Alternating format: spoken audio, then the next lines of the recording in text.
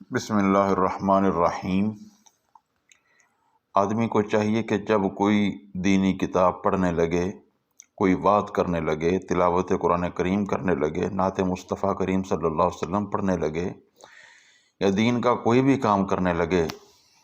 تو اس کام سے پہلے حمد باری تعالیٰ اور مصطفیٰ کریم صلی اللہ علیہ وآلہ وسلم پر درود پاک پڑھ لے۔ اس کی بہت برکات ہیں۔ علماء اعلام نے اسے مستحب لکھا ہے۔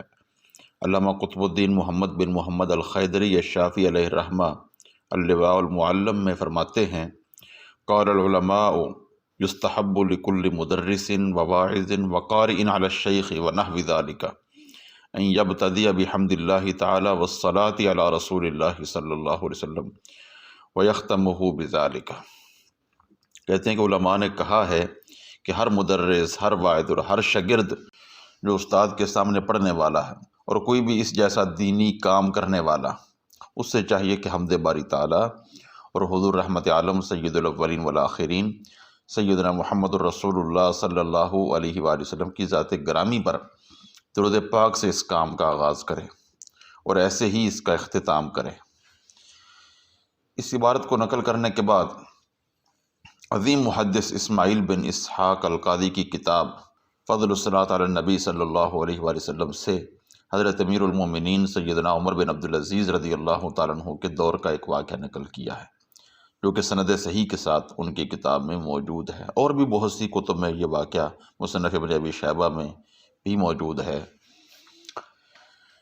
عن جعفر بن برقان قال كتب عمر بن عبد العزيز اما بعد فإن اناسا من الناس قد التمسوا الدنيا بعمل الآخرة وإن الناس من القصاص قد أحدثوا في الصلاة على خلفائهم وأمرائهم عدل صلاتهم على النبي فإذا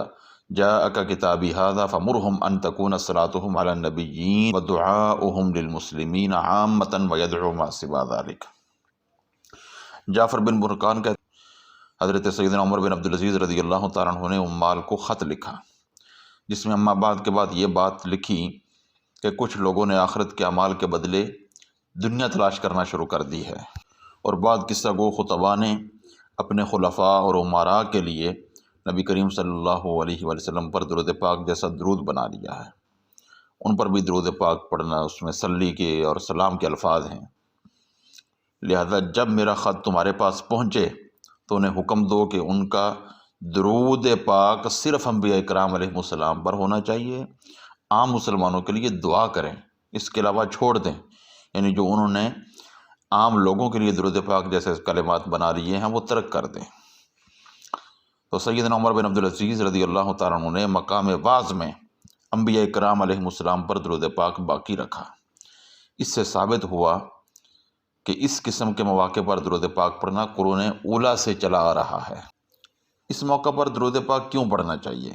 حافظ ابن القیم جلاء الافہام میں فرماتے ہیں، والصلاة علی النبی صلی اللہ علیہ وسلم فی هذا الموطن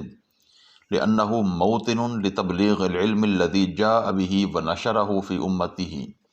وإلقائه إليهم ودعوتهم إلى سنته وطريقته صلى الله عليه وسلم وهذا من أفضل الأعمال وأعظمها نفعا للعبد في الدنيا والآخرة۔ وہ فرماتے ہیں کہ اس مقام پر درود پاک پڑھنا کیوں ضروری ہے؟ اس کی وجہ یہ ہے کہ یہ مقام اس علم پاک کی تبلیغ کا مقام ہے جو علم مصطفیٰ کریم صلی اللہ علیہ وسلم لے کر آئے اور اپنی امت میں پھیلایا۔ یہ اس علم پاک کے امت تک پہنچانے کا مقام ہے، اور امت کو نبی کریم صلی اللہ علیہ وسلم کی سنت اور طریقہ مبارکہ کی طرف دعوت دینے کا مقام ہے، اور یہ تبلیغ علم دین اعمال میں سب سے افضل اور منفعت کے اعتبار سے بندے کے لیے دنیا و آخرت میں عظیم تر ہے۔ یعنی جتنا دنیا و آخرت میں اس کام کا فائدہ ہے تبلیغ علم دین کا، شاید کسی اور کام کا فائدہ ہو، یہ سب سے افضل تر ہے۔ تو چونکہ مصطفیٰ کریم علیہ الصلوۃ والتسلیم کے علم مبارک کو امت تک پہنچانے کا یہ مقام ہے، تو حق یہی ہے کہ درود پاک سے ہی اس کا آغاز کیا جائے۔ اللہ عمل کی توفیق نصیب فرمائے۔